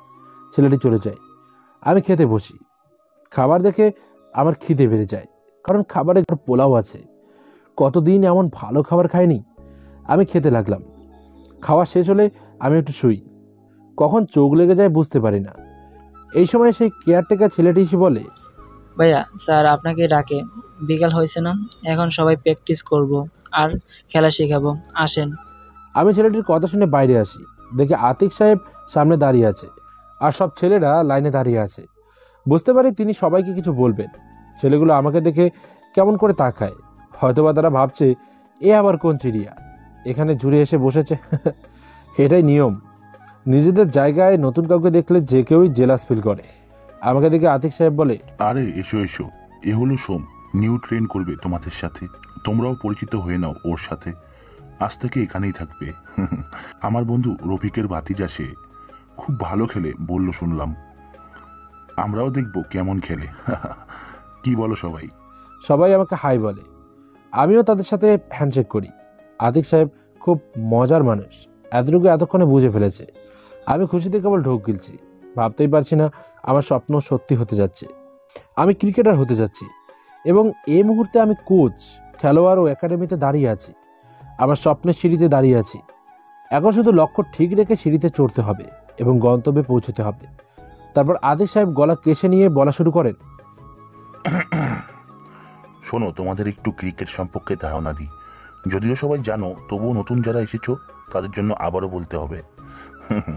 তো অবশ্যই মনোযোগ দিয়ে শুনবে। ক্রিকেট মূলত জন্ম নেয় ইংল্যান্ডে, তবে অনেক তথ্য ও উপাত্ত থেকে জানা যায় এটা মূলত ভারতের পাঞ্জাবে দোয়াব অঞ্চলে সর্বপ্রথম প্রচলন হয়। 7ম শতাব্দীতে ওই এলাকায় ব্যাট ও বল নামে এক ধরনের খেলা হতো। পরে 8ম শতাব্দীতে এটি পারস্যের দিকে প্রচলিত হয় ও ধীরে ধীরে ইউরোপে আসে। কান্ট্রি ম্যাচের মাধ্যমে মূলত আধুনিক ক্রিকেট খেলার পথ চলা শুরু হয়। 1719 সালে ইংল্যান্ড জাতীয় দল ও ক্যান্ট দলের মধ্যকার ম্যাচটির মাধ্যমে। 1721 সালে ভারতবর্ষে আধুনিক ক্রিকেটের প্রচলন হয় ইস্ট ইন্ডিয়া কোম্পানির মাধ্যমে। তবে 1744 সালের আগে ক্রিকেট পুরোপুরিভাবে আধুনিক হয়ে ওঠেনি, কেননা সে সময় নিয়মকানুন মেনে খেলা হতো না। তারপর 1744 সালে ক্রিকেটের নতুন নিয়মকানুন করা হয় এবং সেই নিয়মকানুন অনুযায়ী খেলা শুরু হয়। এতটুকু বলে আতিক সাহেব থামলেন। সবাই খুব মনোযোগ করে শুনছিলেন। এবার তিনি আমার দিকে ঘুরে তাকিয়ে আচমকা প্রশ্ন করলেন, আচ্ছা সোম, শুনেছি তুমি বেশ ভালো খেলো। ক্রিকেট সম্পর্কে তো তোমার জ্ঞান থাকারই কথা। দেখি টেস্ট ম্যাচ আর ওয়ানডে সম্পর্কে কিছু বলো আমাদের। সবাই আমাকে দেখছে। যেহেতু ক্রিকেটার হওয়ার আমার স্বপ্ন, তাই ছোট থেকেই এত নেশা ছিল যে টুকটাক বা বেসিক সবটাই জেনে নিয়েছি। তবুও কেমন ইতস্তত করে ভয় ভয় করছে। কেউ কেউ এমনভাবে আমার দিকে তাকাচ্ছে যেন তাদের চাহনি স্পষ্ট বলে দিচ্ছে, নে বেটা, এবার বুঝ ঠেলা, দেখি কেমন পারিস। আমি আর তাদের দিকে তাকালাম না, আস্তে করে বললাম, শুরুর দিকে টানা চলতো ম্যাচগুলো। এখনকার মতো নির্দিষ্ট কোনো হিসেব দিনক্ষণ মেনে খেলা হতো না। তখন প্রচুর দর্শক খেলা দেখত। তখন টিকিট কেটে খেলা দেখার প্রচলন শুরু হয়, কিন্তু প্রাকৃতিক দুর্যোগের কারণে এই খেলা প্রায় বন্ধ থাকতো। এ নিয়ে আয়োজক ও দর্শকদের মধ্যে গণ্ডগোল লাগে। একই সাথে কমতে থাকে ক্রিকেটের দর্শক। ক্রিকেট মাঠে দর্শক ফিরিয়ে আনা ও আর্থিকভাবে লাভবান হওয়ার জন্য রাগল্যান্ড হার্ভের উদ্যোগে রথম্যানস্কোপ 40 ওভারের একটা টুর্নামেন্ট আয়োজন করেন। খেলা হতো রোববার। তাতে খেলতেন কাউন্টি দলগুলোর বিপক্ষে চলতি ও প্রাক্তন তারকাদের সম্মেলনে গড়া ইন্টারন্যাশনাল কারভিলিয়ার্স। এই ম্যাচগুলো লাইভ প্রোগ্রাম দেখত বিবিসির 2 নম্বর চ্যানেলে। ফলাফল অভূতপূর্ব সাফল্য। যেসব দর্শক 3 দিনের ফলাফলবিহীন অসমাপ্ত ম্যাচ না দেখার জন্য মাঠ ত্যাগ করলেন, তারাই সকাল বিকেলের ম্যাচ জয় পরাজয় দেখার জন্য ফিরে আসতে লাগলেন। অন্যদিকে 1877 সালে এসে টেস্ট ক্রিকেটের জন্ম হয়। ক্রিকেট ইতিহাসের প্রথম টেস্ট ম্যাচে অংশগ্রহণ করেন ইংল্যান্ড ও অস্ট্রেলিয়া। 1877 সালের 15ই মার্চ ম্যাচটি অনুষ্ঠিত হয়। প্রথম ওয়ানডে ম্যাচও অংশগ্রহণ করে এই দুটি দল। 2 ম্যাচে অস্ট্রেলিয়া জয়লাভ করে। বিশ্ব ক্রিকেটের সর্বোচ্চ সংস্থা হিসেবে ইম্পেরিয়াল ক্রিকেট কনফারেন্স প্রতিষ্ঠিত হয় 1909 সালে। পরে 1956 সালে ইম্পেরিয়াল শব্দটি পরিবর্তন করে ইন্টারন্যাশনাল শব্দটি যোগ করে ইন্টারন্যাশনাল ক্রিকেট কাউন্সিল রাখা হয়, সংক্ষেপে আইসিসি।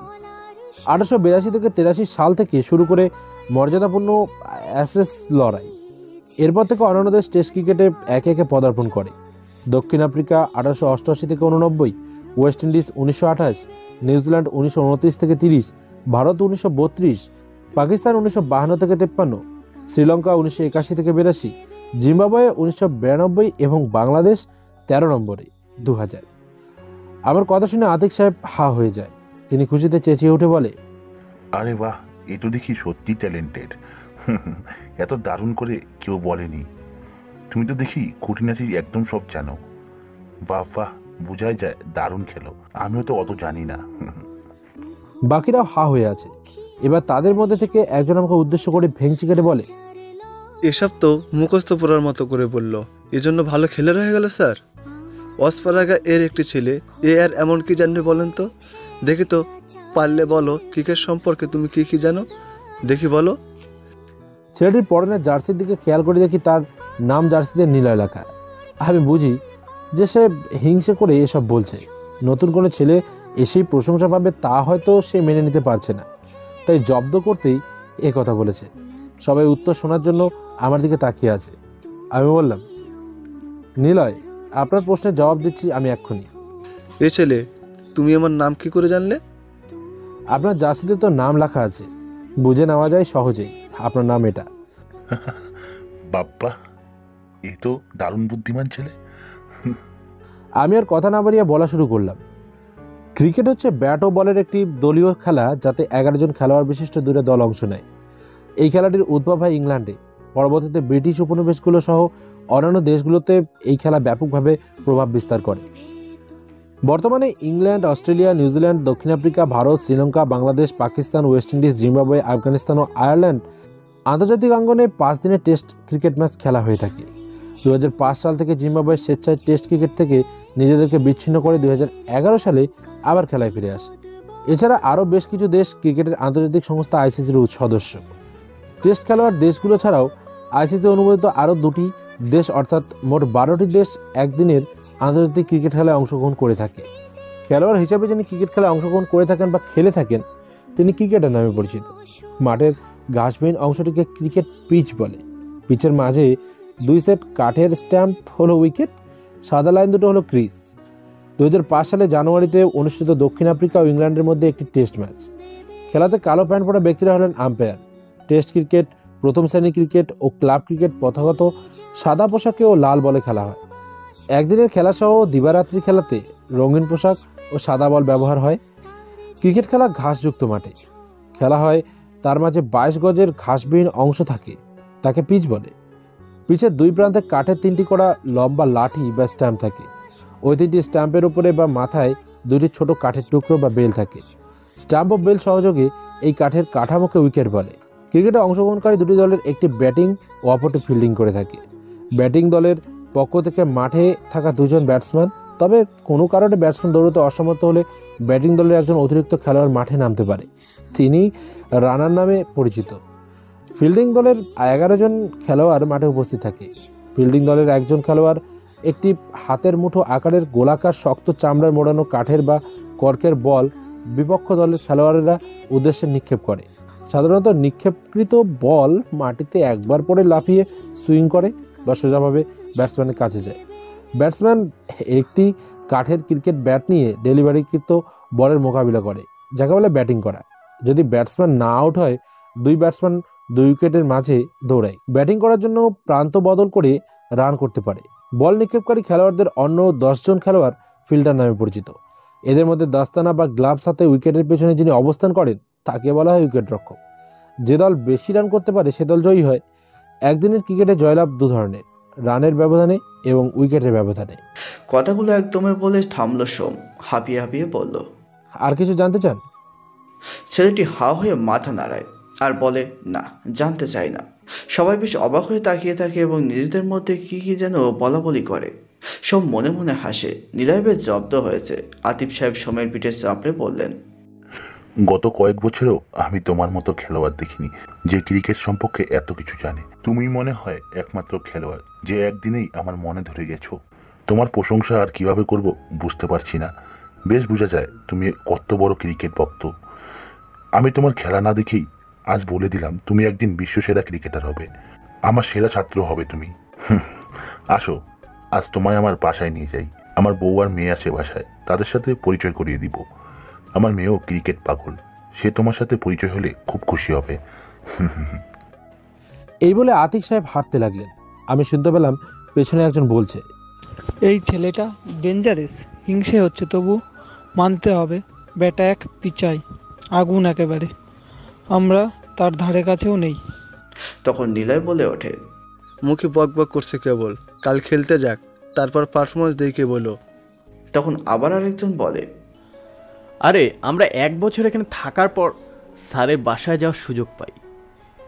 কেউ 2 বছরে, কেউ 6 মাস, আর এ একদিনেই। তুমি কি এটাকে ইজি ভাবছো? ছেলেটা ট্যালেন্টের আছে বটে। আমি আর সেখানে দাঁড়ালাম না।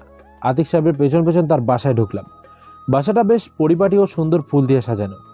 আমাদের আসতে দেখে একটা মেয়ে আতিক সাহেবকে জড়িয়ে ধরে। মেয়েটি মোটামুটি সুন্দরী, তবে তার চেহারাতে খুব মায়া, আর লম্বা চুলগুলো কোমরে দুলছে। মেয়েটা আতিক সাহেবকে জড়িয়ে ধরে বলে, বাবা, দেরি করলে কেন? খিদে লেগেছে তো সেই কখন থেকে। তুমি না এলে আমি কখনো খাই? তোমার এই ক্রিকেট একাডেমিটাকে আমার সৎ ভাই লাগে। আমার জন্য তোমার সময় নেই। এই কথা বলে মেয়েটা গাল ফুলিয়ে বসে থাকে। বাবার সাথে রাগ করেছে। মেয়েটাকে তখন খুব সুন্দর লাগছিল। আতিফ সাহেব হেসে বলে, কি করব বল, এমন ট্যালেন্টেড ছেলেপুলে থাকলে তাদের ছেড়ে আসতে পারি? বাবা, তাই নাকি? কারা তারা শুনি? আতিক সাহেব আমাকে দেখিয়ে বলল, এই যে সোম, তুই ওর ট্যালেন্ট দেখলে অবাক হয়ে যাবি। ক্রিকেট সম্পর্কে এমন কিছু নেই যা সে জানে না, আর খেলা এখনো দেখিনি, তবে আমি নিশ্চিত সে দারুণ খেলে। প্রিয়াঙ্কার মতো এত সুন্দরী মেয়ে আমি দুটো দেখিনি। তারা বাবা মেয়ে কি বলছে আমি জানি না, আমি কেবল তাকে দেখছি। আমার মনে হচ্ছে মাটিতে কোনো পড়ি নেমে এসেছে যে এ মুহূর্তে আমার সামনে দাঁড়িয়ে আছে। প্রিয়াঙ্কা আমার দিকে এগিয়ে এলো, আমার দিকে হাত বাড়িয়ে কিছু একটা বলছিল, কিন্তু আমি তা শুনছি না। আমি হা হয়ে চেয়ে আছি। এ সময় প্রিয়াঙ্কা আমার কাঁধে হালকা ধাক্কা দিয়ে বলল, এই যে মিস্টার, আপনাকে বলছি, কানে শুনতে পান না? বাবা, তোমার সেরা খেলোয়াড় তো দেখি কানেই শোনে না, সেই কখন থেকে ডাকছি। আমি সম্বিত ফিরে পেলাম।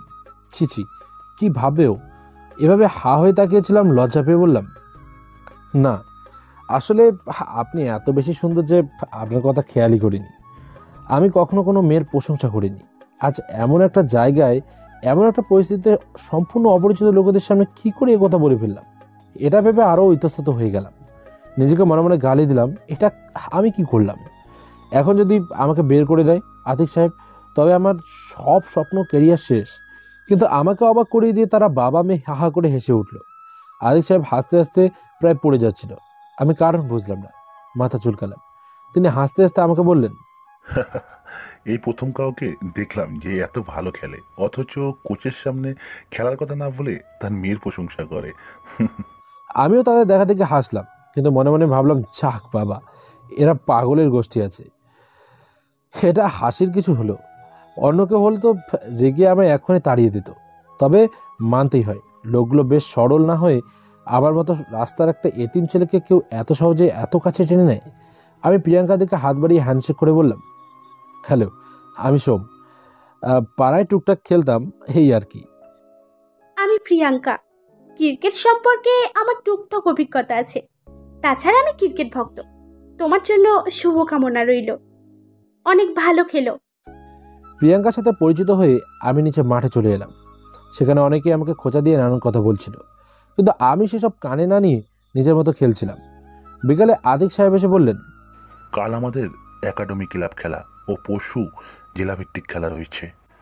সবাই খুশিতে লাফাচ্ছে কথা শুনে, কারণ এই ম্যাচগুলো জিতলেই জাতীয় দলে যাওয়ার সুযোগ হবে। তিনি তাদের ভালোভাবে প্র্যাকটিস করালেন। প্র্যাকটিস করার সময় সোমের খেলা দেখে তিনিও সবাই বেশ অবাক হয়েছেন। তিনি বারবার বলছেন সে দারুণ খেলে। প্র্যাকটিস শেষে সবাই ভাত খেয়ে ঘুমিয়ে পড়ে, কিন্তু সে রাতে সোম ঘুমায়নি। মাঠে বসে শুধু প্র্যাকটিস করে যে করেই হোক তাকে জিততেই হবে। প্র্যাকটিস করার সময় হঠাৎ বলটা দূরে পড়ে যায়। বলটা গিয়ে প্রিয়াঙ্কার পায়ের নিচে পড়ে। বলটা উঠাতে প্রিয়াঙ্কা বলে, সোম, এত প্যানিক হইও না, তোমাকে আমি একবার দেখেই বুঝে গিয়েছি তুমি পারবে। প্রিয়াঙ্কার কথায় আমি বেশ করে ভরসা পাই। পরের দিন আমাদের একাডেমি ক্লাব খেলা শুরু হয়। আমাদের সাথে অন্য কারো একটা একাডেমি দল খেলতে আসে। আতিক সাহেব প্রিয়াঙ্কা এসে আমাকে বারবার ভরসা দিচ্ছিল। খেলা শুরু হয়, আমাদের ব্যাটিং আছে, একে একে সবাই খেলতে থাকে। এরপর আমার পালা। আমি ব্যাট হাতে নিয়ে আল্লাহকে ডাকি, তারপর খেলা শুরু করি। অল্প কিছু সময়ে আমি হাফ সেঞ্চুরি ও পরে ফুল সেঞ্চুরি করে ফেলি একাই। সবাই আমার নাম ধরে ডাকছে। 115 রান করার পর আমি আউট হয়ে যাই। আমাদের মোট রান হয় 180, বিপক্ষ দলকে 181 রান টার্গেট দেওয়া হয়। খেলা শেষে বিরতিতে আমাদের খেতে দেওয়া হয় হালকা নাস্তা।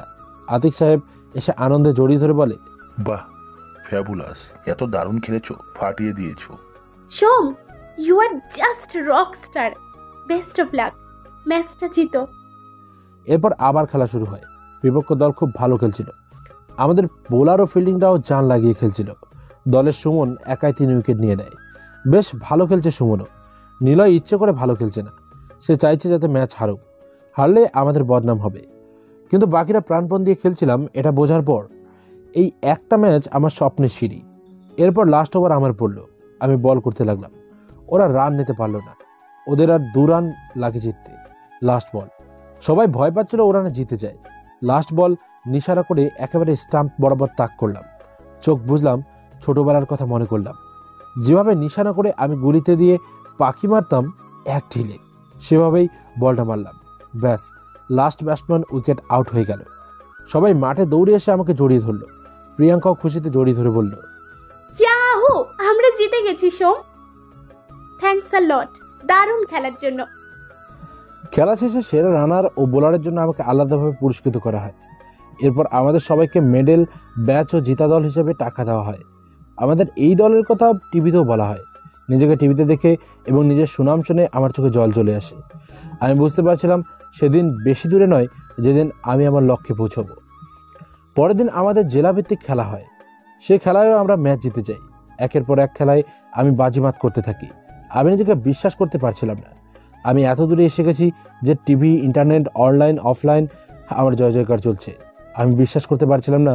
এরপর জাতীয় দলে আমাকে নেওয়া হয়। জাতীয় দলের হয়ে বেশ কটি খেলায় অংশগ্রহণ করে আমরা জিতে যাই। কিছুদিন পর জানানো হয় আমি বিশ্বকাপে খেলব। আমার চোখে পানি চলে আসে। এই বিশ্বকাপ আমাকে জিততে হবে। আমার মূল স্বপ্ন এটাই ছিল, বিশ্বকাপ পাওয়ার, ছুঁয়ে দেখার, বিশ্বসেরা খেলোয়াড় হওয়ার। অবশেষে সে স্বপ্ন পূরণের কাছাকাছি এলাম। এই অল্প সময়ের মধ্যে প্রিয়াঙ্কার সাথে আমার ঘনিষ্ঠতা বাড়ে। আমার কেন যেন মনে হয় আমি দুর্বল হয়ে যাচ্ছি ওর প্রতি, কারণ জন্মের পর কেউ আমাকে ওর মতো এতটা যত্ন করেনি। এত বড় লোকের মেয়ে হয়েও সে আমার খাবার, খেলার শিডিউল, সামগ্রিক সব কিছু খেয়াল রাখে। আতিক সাহেবও আমাকে যথেষ্ট ভালোবাসে। কিছুদিন আগে রফিক মিয়া এসে আমার সাথে দেখা করে যায়, আমাকে সাহস দেয়। কিছুদিন পর হঠাৎ আমার ফোনে একটা কল আসে। ফোন ধরতেই উপাস থেকে কেউ বলে ওঠে, কেমন আছো সোমদা? কণ্ঠটা শুনেই আমি থমকে যাই। এটা তৃষার কণ্ঠ। আমি অভিমান করে বলি, তুই কেন ফোন করেছিস আমাকে? তৃষা কেঁদে ফেললো, ওপাশ থেকে বলে উঠল, সোমদা, মা আর আমরা তোমার সাথে যা করেছি ভীষণ অন্যায় করেছি, আমাদের ক্ষমা করে দিও। আর হ্যাঁ, আমরা টিভিতে তোমায় দেখেছি। মা বিশ্বাসই করতে পারছে না এটা তুমি। বস্তির সবাই তোমাকে নিয়ে গর্ব করছে। বাবা ভীষণ খুশি। সোমদা, তোমার বিশ্বকাপ খেলা হবে নাকি? বস্তির সবাই আর আমরা একবার তোমাকে খেলতে দেখতে চাই, সামনে থেকে জিততে দেখতে চাই। দেবে আমাদের সে সুযোগ? আমি কি বলবো বুঝতে পারছি না। একদিক দিয়ে এটা আমার জন্য অনেক বড় খুশির খবর যে সবাই আমাকে দেখতে আসবে, শুধু আমার খেলা দেখতে পুরো বস্তি ছুটে আসবে। আবার এটা ভেবে খারাপ লাগছে, এই এরাই একদিন আমি শূন্য ছিলাম বলে আমি অবহেলা করে তাড়িয়ে দিয়েছে। আমার চোখে জল এলো। মানুষের কেবল তখনই দাম থাকে যখন তার নাম থাকে। নাম, ডাক, টাকা নেই তো কেউ নেই। আমি চোখ মুজে বললাম, আসি সবাই। ওপাশ থেকে তৃষা খুশি হয়ে বলল, নিশ্চয়ই আসবো সোমদা। আমি মাঠে গিয়ে খেলতে লাগলাম। হাতে অল্প কিছুদিন সময়। এই কদিনে আতিক সাহেব ও প্রিয়াঙ্কা আমাকে খেলা ও মানসিকভাবে সাপোর্ট দিয়েছে। আমার নিজেকে এখন পারফেক্ট মনে হয়। পরের দিন বিশ্বকাপ খেলা। মাঠে টান টান উত্তেজনা চলছে। সবাই কেবল সোম সোম করছে। প্রিয়াঙ্কা আমাকে ইশারায় বোঝাচ্ছে জিততে হবে। মাঠে তাকিয়ে দেখি তৃষা, খালা, খালু, রফিক চাচা, চা কাকু, তিথি, মিনুর মা আর বস্তির সবাই এসেছে গ্রাম থেকে। আমি আরও বেশি ভরসা পেলাম। দেখলাম খালা চেঁচিয়ে বলছে, সোম, ছক্কা মারতে হবে কিন্তু, জিততে হবে। খুশিতে আমার চোখে জল এসে পড়ল। খেলা শুরু হলো। ওরা বল করবে, আমরা ব্যাটিং। ব্যাটিংয়ে একে একে আমাদের দলের সব খেলোয়াড় খেললো। সবাই খুব ভালো করলো। আমিও সেঞ্চুরি করলাম এবারেও। নিজেও বিশ্বাস করতে পারছি না। সবাই কেবল বলছে ছক্কা মারো সোম, ছক্কা। আমি উত্তেজনায় ভীষণ কাঁপছি। বল পড়ছে আর আমি সোজা চোখ বুঝে কেবল 4 মারছি, 6 মারছি। খেলা শেষ হলো প্রথম পর্বে। আমরা 201 রানে তাদের টার্গেট দিলাম। দ্বিতীয় রাউন্ড খেলা শুরু হলো। ওরা ব্যাট করবে, আমরা বল। ওরা এই ম্যাচে প্রথমে খুব ভালো খেললো। এখনও 5 উইকেট আছে। এদিকে আরও 20 রান লাগে ওদের জিততে। ওদের জেতার সম্ভাবনা খুব বেশি। আমি চোখ মুখে অন্ধকার দেখতে লাগলাম। আমি ওভার পেয়ে নিশানা করে মারতে লাগলাম। ওরা একে একে সব আউট হতে লাগলো। এবার ওদের আর 10 রান লাগে। লাস্ট ওভার এটা। উইকেট এখনও 3টে আছে। আমি চোখ বুঝে আবারও গুলতির মতো স্ট্যাম্প বরাবর নিশানা করে বল ছুড়লাম। ব্যাস, স্ট্যাম্পে বল লেগে ব্যাটসম্যান আউট হয়ে গেল। সবাই দৌড়ে এসে সোম বলে চিৎকার করলো। আমি বিশ্বাসই করতে পারছি না আমি বিশ্বকাপ জিতেছি। আতিক সাহেব, রফিক চাচা, খালু নিজেদের মধ্যে বলা বলি করতে লাগলো। খেলা শেষে আমার হাতে বিশ্বকাপ তুলে দেওয়া হলো। এ যেন এক অপার মধুময় অনুভূতি। আমি কাপটাকে চুমু দিলাম। আমাকে কিছু বলতে বলা হলো। আমি মাইক হাতে নিয়ে বললাম, ধন্যবাদ আমাকে সুযোগ দেওয়ার জন্য। আমি আসলে সেই ছোটোবেলা থেকেই নিজেকে এখানে পৌঁছবো বলে সেই স্বপ্নটা দেখতাম। সে স্বপ্ন পূরণ হবে, কিন্তু আমি সহজে এখানে আসিনি। ছোটোবেলায় বাবা মা কাউকে ছাড়াই বড় হয়েছি। খালা খালু মানুষ করেছে, কিন্তু অবহেলা অনেক পেয়েছি। দিনকে দিন না খেয়ে খিদেই মরেছি, কুকুরের মুখের খাবার খেয়েছি। আমি আজ এখানে পৌঁছেছি ঠিকই, কিন্তু আমি আমার অতীত কখনোই ভুলব না। কারণ অতীত ভুলে গেলে আমি বুঝবো না জীবনের লড়াইটা কতটা ভয়ানক, কষ্ট কী। আর কষ্ট কী না বুঝলে আমি মানুষের কষ্ট দূর করতে পারবো কিভাবে। আপনাদের বলে রাখি, আমি ইতিমধ্যে একটা সংগঠন করেছি যেটা আমার মতো এতিম অসহায় ছোট বাচ্চাদের জন্য, যেন আর কেউ আমার মতো কষ্ট অবহেলা না পায়। আর আপনাদেরও বলি, এতিম অসহায় ছোট বলে কাউকে অবহেলা করবেন না। এই যে আজকের মতো সোম হতে তার বেশিক্ষণ লাগবে না। তবে খালু, রফিক চাচা, আতিক সাহেব ওনারা আমাকে অনেক সাপোর্ট করেছেন, না হয় আমি সাহস করতাম না খেলার। তাদের অনেক ধন্যবাদ। এ বলে আমি নেমে পড়ি, আবার থমকে যাই, কাপটা হাতে নিয়ে বলি, এটার একজন হকদার আছে। এ কথা শুনে সবাই আমার মুখের দিকে তাকিয়ে থাকে। খেয়াল করে তৃষা উঠে দাঁড়ায়। তৃষা হয়তো ভেবেছে আমি যেহেতু তাকে একসময় ভালোবাসতাম তাই তাকেই ডাকবো, কিন্তু আমি প্রিয়াঙ্কার নাম উচ্চারণ করতেই তৃষা থেমে যায়। প্রিয়াঙ্কা দৌড়ে স্টেজে এসে আমাকে জড়িয়ে ধরে। দূর হতে খালা খালু আমার দিকে অসহায় ভঙ্গিতে তাকিয়ে থাকে। প্রিয়াঙ্কার হাতে ট্রফি তুলে দিয়ে সকলের উদ্দেশ্যে বলি, সবাই যখন আমাকে ছেড়ে যায় তখন এই প্রিয়াঙ্কা আর তার বাবা আমাকে বুকে টেনে নেয়, সাহস দেয়, আজকে সোম বানায়। তাই এটার আসল হকদার তারাই। তিথি দূর হতে সিটি বাজিয়ে বলে, দাদা জোস বানিয়েছে। আমি সকলের সামনে হাঁটু করে ট্রফিটা প্রিয়াঙ্কার সামনে তুলে ধরে বলি, আজ এই দিনে আংটি কই পাবো? তবু ছোট মুখে বড় কথা বলি, আমার বউ হবে। তাহলে প্রতিবার এরম একটা ট্রফি দিয়ে তোমায় প্রপোজ করব। সামনেতে রিং, শাড়ি, চুড়িও থাকবে কিন্তু। এটা শুনে সকলে হেসে দেয়। আতিফ সাহেব মেয়েকে ইশারা দিয়ে বলে, আরে লজ্জা পাচ্ছিস কেন? হ্যাঁ বলে দে। এমনিতেও তোর মতো কাক সুন্দরীর প্রশংসা সোম ছাড়া আর কেউই করে না। এটা তো তোর ভাগ্য। সবাই আবারও হেসে দেয়। তিশার আগে স্টেজ থেকে চলে যায়। প্রিয়াঙ্কার ট্রফিটা গ্রহণ করে বলে, যাও, তোমাকে আমার সকাল বিকালের কেয়ারটেকার বানিয়ে নিলাম। ক্রিকেট খেলা বাদে বাকি সবটা সময় আমার। এই বলে তৃষা আমাকে জড়িয়ে ধরে। সবাই খুশিতে হাসতে থাকে। এ সময় খালা খালু এসে আমাকে জড়িয়ে ধরে। তারা মাপ চায় আমার কাছে। আমিও তাদের বুকে জড়িয়ে ধরি। দূর থেকে তৃষা আমাকে দেখতে থাকে, হয়তো ভাবছে তাকে অবহেলা করছে। ভাবলে ভাবুক, যে টাকার জন্য আমাকে অবহেলা করে আজ তাকে কেন ভালোবাসবো? বরং যে আমায় অসহায় অবস্থায় কাছে টেনে আমাকে টাকা কামানোর সুযোগ দিয়েছে, আমি তাকেই কাছে নেব। প্রিয়াঙ্কাকে আমি আরো শক্ত করে ধরে জড়িয়ে নেই, একেবারে বুকের মাঝে, খুব শক্ত করে।